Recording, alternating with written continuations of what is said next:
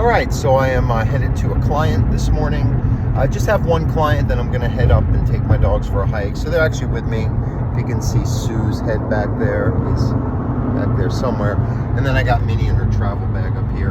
And I just wanted to talk about dogs in the car. As far as safety, teaching them to be well behaved and calm, and then just some of the things related to logistics of being in a car, because there's a lot of controversy related to that as well. So as far as being in the car, I always, it really is an extension of the home, right? It is another shared space where you coexist. And sometimes it can be more stimulating because you're moving. There's an anticipation of where you're going, and there's external stimuli they could react to. So as a result, I teach dogs from the start, even as little puppies, to be calm in a vehicle and pretty much exist in one space. Not bouncing all over the place, not being in the front, because a lot of times the dog in the front, number one, it's not safe. Number two, a lot of times it's like a dog leading you on a walk. They're actually kind of patrolling ahead, and now you have more potential for questions of leadership, and also, of course, a potential for an overreaction of things you encounter or when you arrive at your destination. So usually in the back or the very back of the car, laying calmly. If it's a young dog or you have the room, putting them in a carrier, in a kennel, is even your safest bet. They make kennels that are crash test rated, that actually if you get into an accident, your dog can still be safe or safer. But at least, and even with my dogs, they're just calm. Minnie's small, so I keep her in a carrier. Also, when I'm not in the car, I want them to pretty much be relaxed, sleep, exist, not react to people or dogs that walk by or bounce all around, and of course not destroy my car.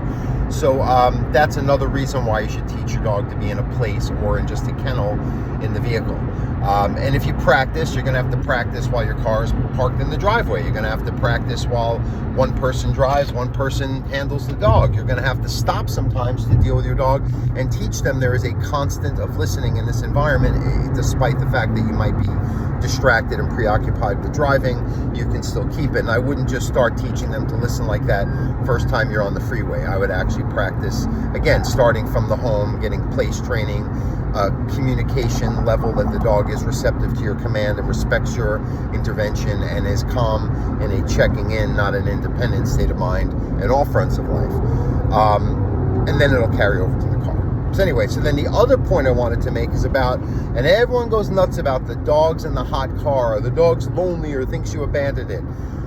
First of all, if your dog is content and your dog is properly trained and they know how to crate train and be left alone at home, it's just going to carry over to the car. And again, if they have those skills I mentioned earlier, where they're not going to overreact to what's going on around it, they should be relaxed, sleep, self-occupied for the period you're gone. You're not leaving them all day.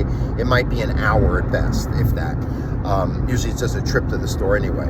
Hot cars, okay? Let's be rational. Yes, there are days and in places you could live, and even here in the Southwest where it gets hot in the summer, where it will get hot even with the windows open, where it's probably not appropriate for more than a few minutes, as long as your dog has water and it's like parked in the shade or not. But still, a few minutes with the windows cracked, and that's about it. Windows closed, not at all, obviously. I don't know how people wouldn't realize that. Common sense. The issue is when you're getting down into like the 60s, like I lived in Alaska, and I mean all year round, even in the summer, it's never going to get too hot for your dog to be in the car if you have the windows open.